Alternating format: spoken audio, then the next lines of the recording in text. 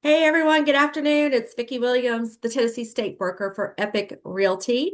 And every Friday I do a Let's Level Up interview and collaboration call with some of our top producing agents and team leaders around the country at Epique Realty. And today I have the pleasure of having Charles Manley on this call out of South Carolina. So Charles, introduce yourself and then we'll get started. Hey, thanks, Vicky. Hey, everybody. I'm Charles Manley here in Columbia, South Carolina. I'm happy to be with you guys this Friday. My Friday's already off with a bang, and so I always enjoy hopping on and sharing with other agents and learning from other agents around the country. That do real estate the right way, as I like to say.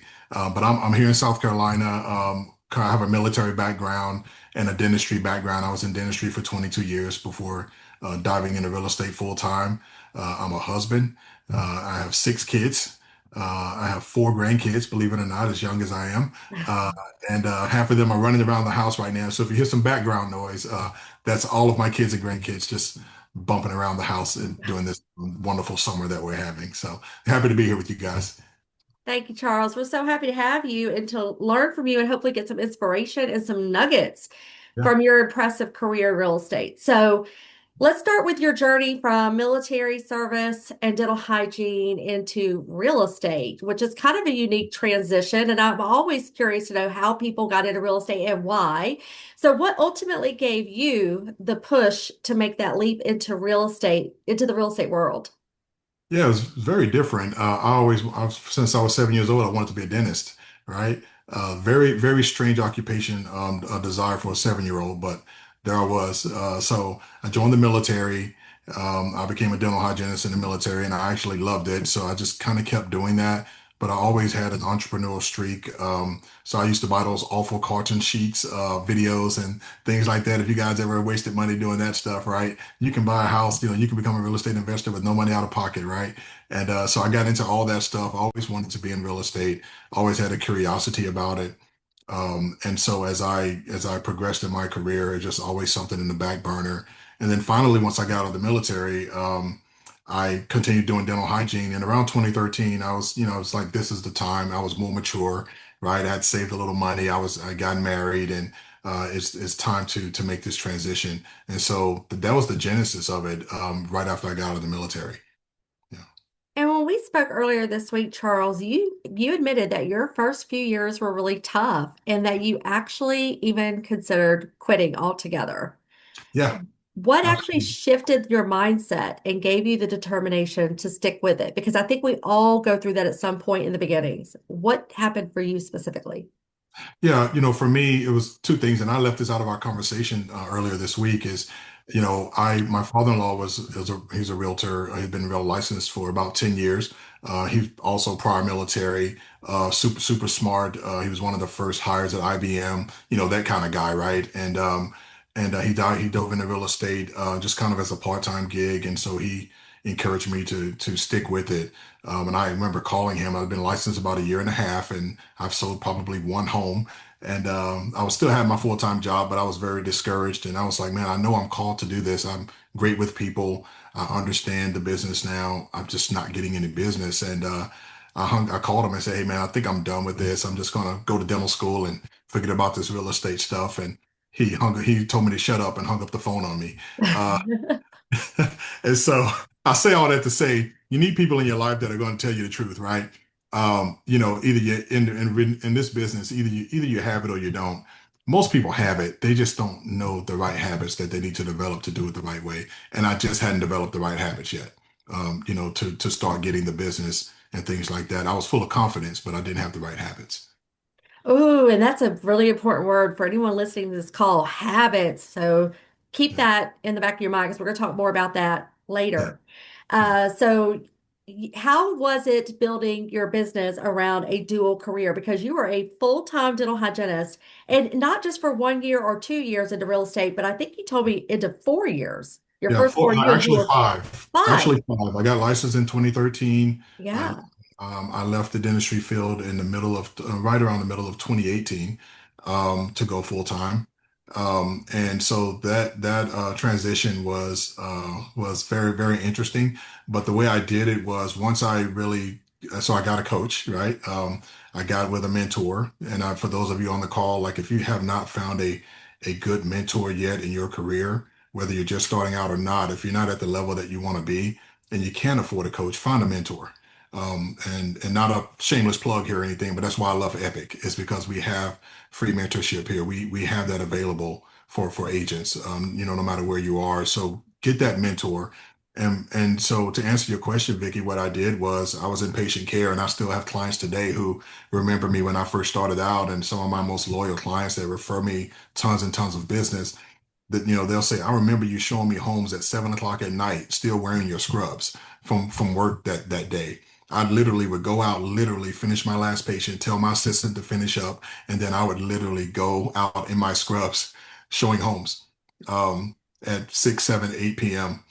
Here in this summer heat and things like that. And it worked out. It worked out. I was just ready to grind. I would leave my office from my last patient, and I would go right to my real estate office and get on the phones.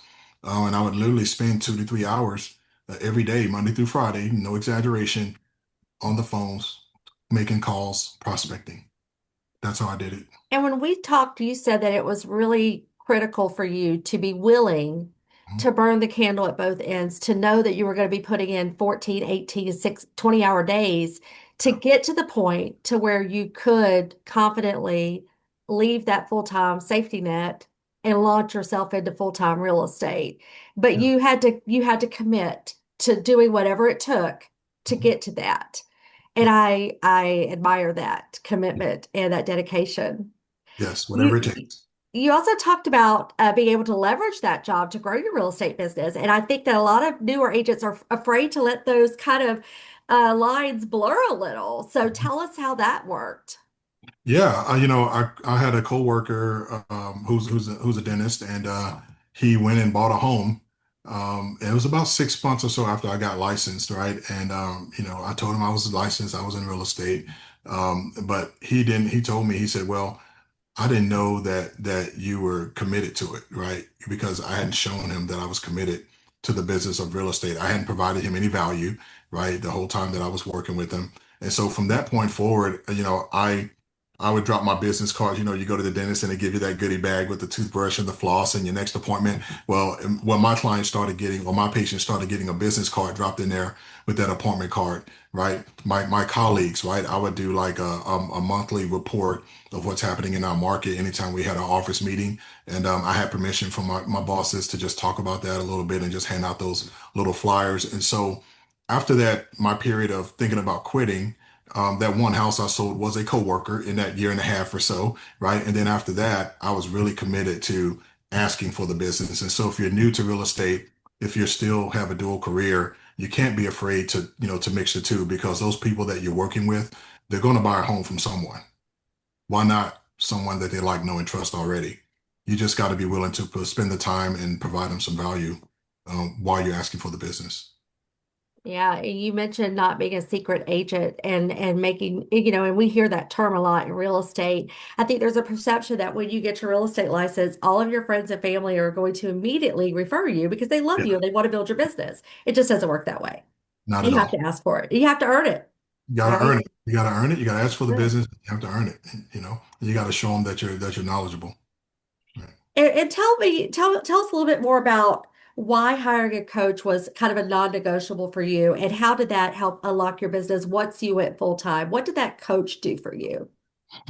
Well, the coach just helped me develop better habits. He helped me hone my habits better. One thing that I wanted to do, and I told my wife this when I went full time. I said, "Hey, if I'm going to burn the ships here, if I'm going to totally not renew my dental license, if I'm not going to do any of this, I'm burning the ships. I want to do it the right way." And when I thought about it, the people at the highest levels, whether they're in business, sports, management, whatever, they have a coach. And so I said, I got to get a coach. I went to a conference a couple of months prior to my going full time. It was a Club Wealth conference for those of you that are familiar with Club Wealth. And I went to a conference, met some of the wonderful folks at Epic there that I've known for several years now. And one of them was my coach, as a matter of fact. And I spent $500. It was a $500 entry for entry level coach. And I said, if I'm going to do this, here I am. And I went full time and I hired a coach immediately. And that coach really taught me the right way to build a business, not just sell real estate, but he taught me that I am a business. And for those of you that are licensed and on this call, if you're brand new or not brand new, you need to know that you are a business. Absolutely. And that investing in a coach is an investment, not an expense. And when Yes, we can flip our mindset around that and know that it's not an expense, it is an investment in your business. So, absolutely. yeah, absolutely. So, you also told me that when your first year of full-time real estate, Yeah. you sold 47 homes with a serious back injury and a back surgery, and you were Yeah. on a walker and selling 47 homes. So, wow, tell us about that. So yeah, and I left this part out of my transition, right? When I was still a part-time agent, or it really was a dual career. I don't want to use the word part-time because man, I was burning the candle at both ends, right? After that year and a half of, not selling anything, I caught fire by doing the things I just told you. And I was selling those last few years between 20 and 25 homes a year. And so I had developed a great referral network. And I decided to resign from my job. And I resigned March 31st. And by April 16th, if I'm correct on the date, I had invasive back surgery. But all of the things that I had built, all of the systems I had built, and listening to my coach, implementing. I'm a fast implementer. If I learn something, if it works, in fact, if I vet it and it's going to work, I implement immediately. My team, I think one or two of my team members may be on, and they'll tell you I implement immediately. Implementation is key. And so I was down on the walker for 6 to 8 weeks, somewhere around there. It was happening right around the end of spring, and I sold 47 homes. I did it. I was on a bed, making calls. I was in a recliner half the time. I was in a hospital bed. I mean, you name it. It was bad, but I had my laptop in my lap, and I had my phone out, and I was willing to do the work. It wasn't oh me. It wasn't a pity party. It was, man, I made this commitment. I have a family to take care of. I promised my wife that I was going to do this the right way and do it at a high level. And I wanted to be an example of that, no matter what I was going through at that time. And I asked for help. And that's another thing that if you don't get anything else out of this call, you can't do this alone. You have to have a support system. You have to ask for help. And so I asked for help. I had a transaction coordinator. I had a showing assistant, even though I couldn't go and show the homes. I had a showing assistant working for me, paying them really well to help me get these deals done. And by the end of the year, it ended up being 47 properties sold. You did whatever it took. Yeah, And because you had the systems already in place, you had already prepared yourself to be someone that was, just committed and diligent and consistent with their daily routines, that medical setback didn't set you back at all. not at And all. so, very, very good to hear. So let's pause for just a second. We've got some brand new agents on this call, or maybe someone that's only done one deal, maybe two deals, and they've been licensed for a period of time. So let's pause, and I want you to tell these agents if they want to hit six closings before the end of the year. Is it possible? And what should they do? What's their number one strategy to hit six closings before the end of 2025? Six closings is easy. Open houses in this market.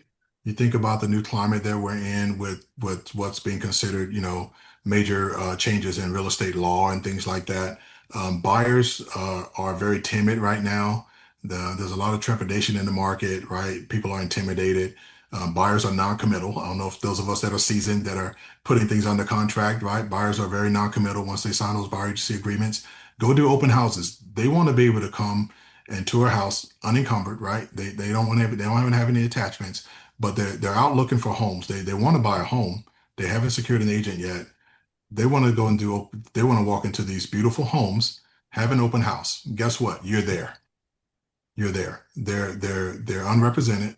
That's the best way to get unrepresented buyers right now. And if you got your signs out, right, your door knocking the neighborhood, my team members that are on this call, they've heard this before, right? You have an open house. What do? Circle prospect the neighborhood.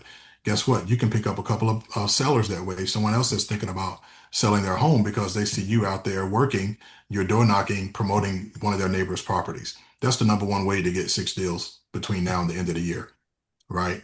Yeah. And then number two, don't be a secret agent. Everyone you know when I went full time, everyone that I was Facebook friends with, it was about 1,900 people. They all got a personal message from me that I was going into real estate full time. Let everyone know high school, you went to high school with them, college, whatever career that you're in, whatever occupation that you have, ask for the business. Don't be a secret agent, right? If you do those two things, you can easily get 6 deals before the end of the year.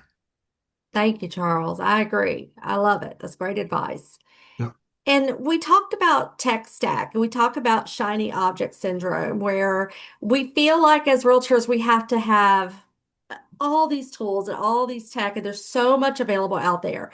You keep your tech stack super simple. It consists of three things: your phone, your Mhm. CRM, and your laptop. That is your tech stack. So, what makes that system so effective in today's high tech world?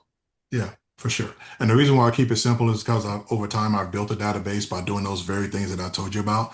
The open houses, the not being a secret agent, everyone goes into my CRM and I touch them. It's about building relationships. And so I can't build relationships using, and tech is great. Don't get me wrong.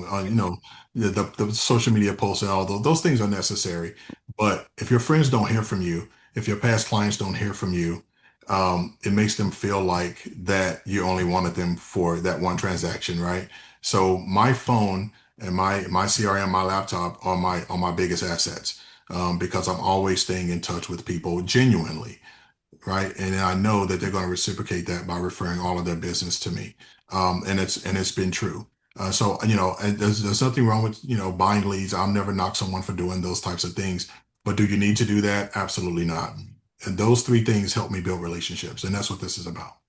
But you have a secret weapon, and we're going to share your secret weapon with everybody right now. Go What's the ahead. one tool that you don't live without when it comes to reaching out to your clients in sphere? Bomb bomb. Your bomb bomb videos? Bomb video. You That's can't it. see So my tell phone, everybody my, about my bomb screen. bomb. So every one of my, and I have team members on here, as y'all heard me say before, but our process is we're a call first team, right? On the number one lever, a mover of our business is, and our number one, I guess you can say, operational motto is productivity, right? And so when we're reaching out to potential clients, new leads, people that have been in our database for a while, we call them. If we don't get an answer, we video text. Not just, hey, this is Charles. I saw you came in asking about 123 Main Street. Would you like to see it today?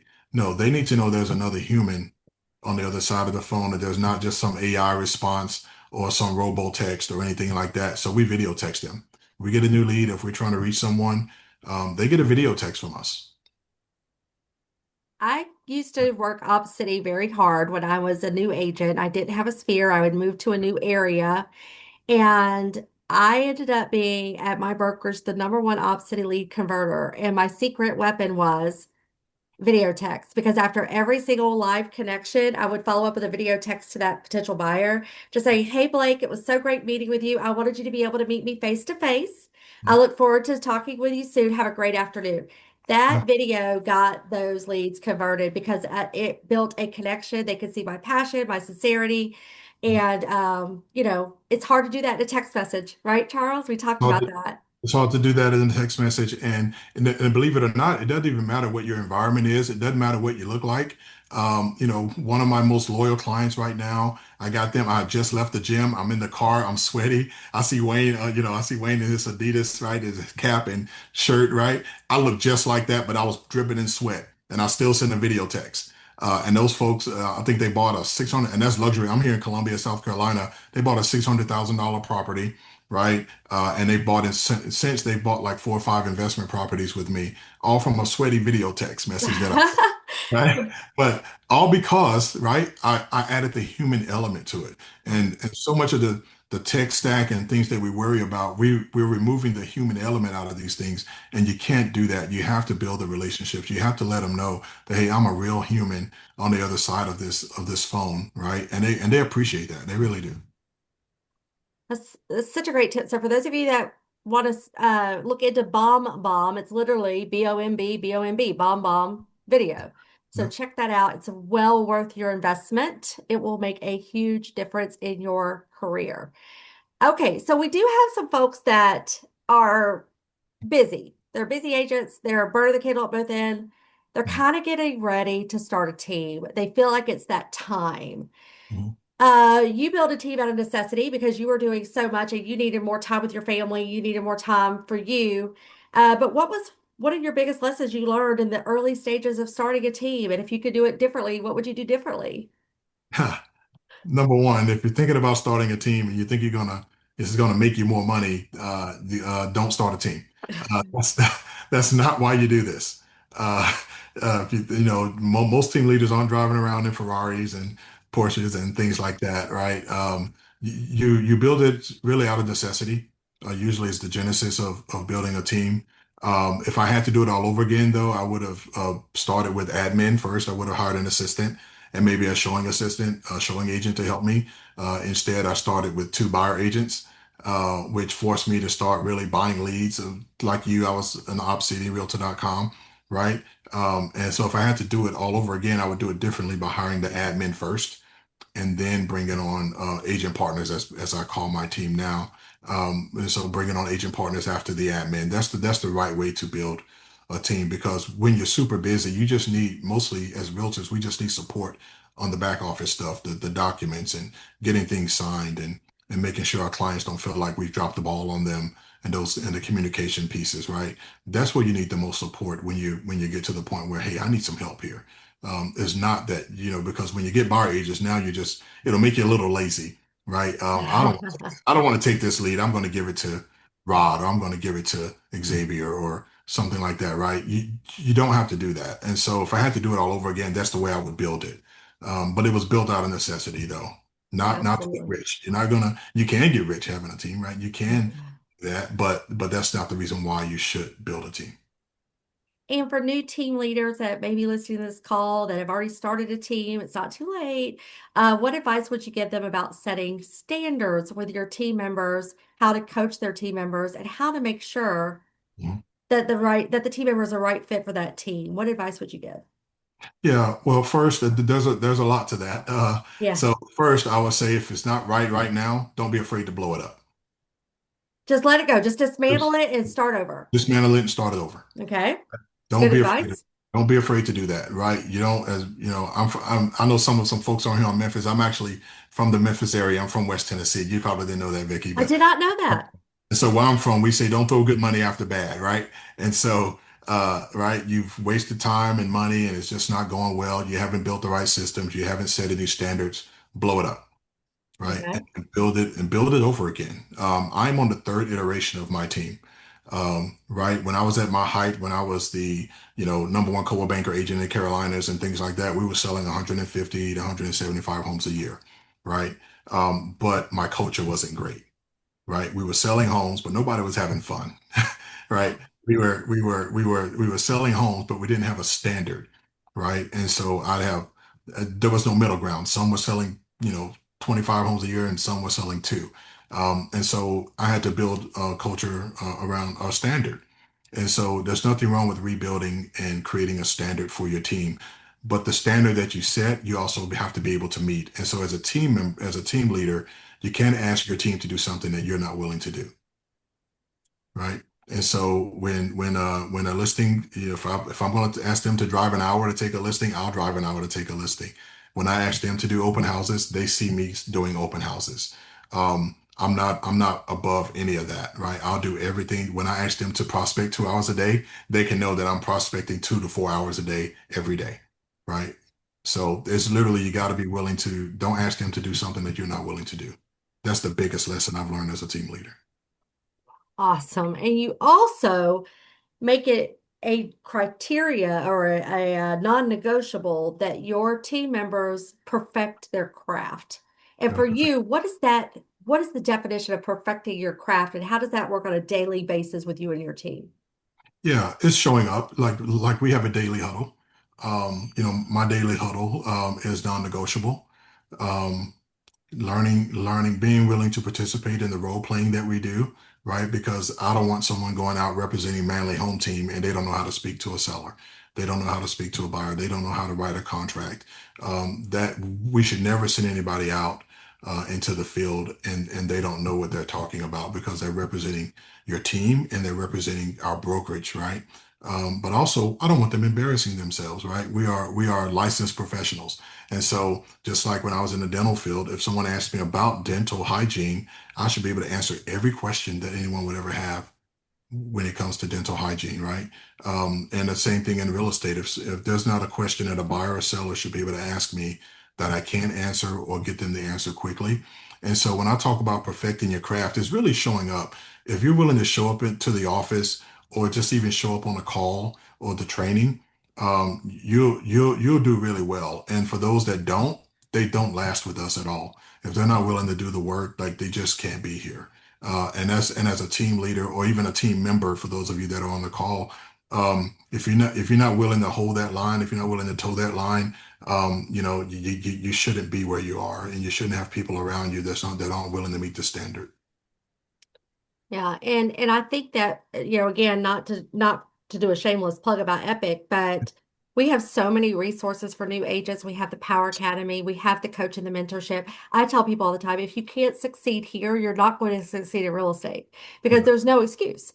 But you have to do the work. You have to take the trainings. You have to implement what you learn from the trainings, right? This is not an easy business, but it kind of is if you're willing to do the work. It's kind of easy to get started. yeah, But in any case, let's talk about a couple of the things that I want to open it up to some collaboration. So, how are you and your team members keeping buyers and sellers kind of calm in today's market where we have a lot of inventory on the market? And what are you guys doing to help your listings sell faster? How are you setting yourselves apart in your market? yeah. So that's probably two separate questions, right? It So kind of is. I merged yeah, them. on the agent side, that's fine. On the agent side, as far as preparation, we want people to be calm, and that goes back to perfecting your craft, right? We're not nervous about the market. If I'm nervous about the market, if I'm unsure, my client is going to be unsure. And so when we talk to folks, we talk with confidence. In our role play yesterday during our training, we focused on speaking with confidence, right? And so we try not to use negative words, right? I don't want to I don't ask questions that they can give me a yes or no answer to. We really hone in on those things, and we keep our emotions in check, right? When our client is emotional, we can't be emotional with them. We have to be the adult in the room, if you will. And so that's how we manage that. We train to this. I'm not just saying that. I have some team members on the call, right? We train to these communication styles, so that we know how to respond to clients, whether they're buyers or sellers, and to be able to answer the questions. The other thing is acknowledge that you don't know everything, right? When someone asks me a lending question or an interest rate question, hey, let's get one of our favorite lenders on the phone to answer this for you. I don't just say, hey, I'm going to have the lender call you. No, let's put them on the three-way right now, right? So we do those types of things, like everything's urgent. Everything's urgent. I don't put anything off, right? That's the standard we coach to. Don't put it off. Let's go ahead and talk about it, right? Let's get somebody else on the call and let's talk through your concerns, and let's put these at ease. And that's how we're able to keep contracts together. It's very rare that we have a deal fall through. If we do, it's usually not any of our doing or our client pulling out. It's just doesn't happen that often at all, simply because we communicate very well. And then part two, your inventory in South Carolina, your listings. Are Yeah. they selling? And if they are, what are you doing? So we're experiencing what many people are experiencing around the country, really, right? Listings are sitting just a little bit longer. I think we're just in a normal market. Yeah. I'm not concerned. I'm not worried. When I got into real estate, homes were sitting this long, right? But that's also why we do 6-month listing agreements, right? Some people do 12-month listing agreements. So when someone says, "Hey, it's 90 days and we're not sold yet," I say, "Well, that's why we do 6-month listing agreements." Like I don't really pull the wool over their eyes. There's no, I'm not trying to, there's no smoke screen or anything like that. There's a reason why we do what we do. Explain that, right? But the other thing is we explain it before we even put the house live on the market. And when we're going through the documents, we don't just send it and expect for them to sign. No, we review the listing agreement with them and we explain why we do what we do. And a lot of times when you take the time to explain things up front, you don't have to waste a lot of time once the house is live and things are a little slow. You have to give them weekly updates, but you don't have to really explain what's happening in the market because you've already prepared them for when you go live, right? And so I price my homes about 10% under what it's worth right now to fully answer your question, and I support that with data to my clients. So when I do a listing agreement and we show comps, right? Your house may be worth 599, but hey, let's look at your neighbors here. They've been their house is at 599, 600,000, but they've been on the market for 115 days. What does that tell you, right? 599 isn't the price. You have to be willing to sit at the dinner table with these folks and show them the data and say, if we can list it at 575, the likelihood of you not sitting on the market like your neighbor is pretty high. Right. Yeah. That reminds me of something one of my favorite real estate coaches, Bill Sparks, he says, anytime he goes to an initial appointment with a seller or a buyer, he Mhm. asks their permission to be blunt with them and to be honest with them. And then That's- once he gains that permission, then he doesn't feel so guilty having to be the bad guy. So he mhm. starts off the appointment with, "Hey Charles, do I have your permission to be blunt and honest with you, or would you prefer I beat around the bush?" Yeah, that's right. And That's they're going good. to say, "Yes, you have my permission." Great. Yeah, Here's what we need to do. And then you've gotten their permission up front, right? that's right. So, okay, one last question. Actually, two, because I'm going to throw one at you, a surprise Yeah. one. Okay, so here's your surprise one first. Who's your favorite coach or speaker that you like to listen to on a regular basis that influences you? There's two. So when I first my mentioning getting a coach and going to that conference, one of them is Sunit Agarwal. He's led the number one brokerage in California for some time. But my first meeting with him, he was not that Sunit yet. He was still figuring it out very much as well. And then also John Cheplack. If those of you are not familiar with John, very direct, in your face kind of style, but it's very basic, which is why my tech stack is not that great, right? It's phone, computer, CRM, because it's all about recruiting. It's all about prospecting and just doing the basic things that real estate agents try to get away from, chasing after the shiny object, posting on Instagram, those kind of things. And there's nothing wrong with that, but you got to do that after you build the business. You have to do the work first. You have to get some business first, and then you promote, right? We're seeing it in reverse right now. So that's why those two guys are my favorites, because you got to do the work with them. And that's, when I first started, I got caught up into the shiny object phase, right? I got caught into Oh, we buying. all do, Right? We've Charles. all done Yes. it, Yes. right? I'm here to tell you, it's not sustainable. It doesn't work. It's not long lasting. It's not going to be able to sustain. Just doing all the things that we've talked about here the last half hour is what's going to get you the most business and keep you in this business as well. Boom. That's it. What you've heard is what's going to get you there. Okay, so you've taken from a dual career agent to growing a successful team. And looking back, what's the one decision that you feel really made the biggest difference in your success? The one decision you made. I was willing to burn the ships. I was willing to do whatever it took. I threw away, and I'm using this loosely, but I threw away that old license that I had, and I was going full time into real estate, and I didn't look back. Um, I I burned the ships.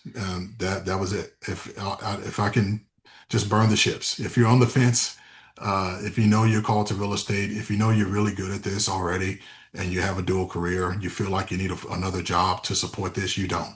Just burn the ships and go all in on everything that we talked about today.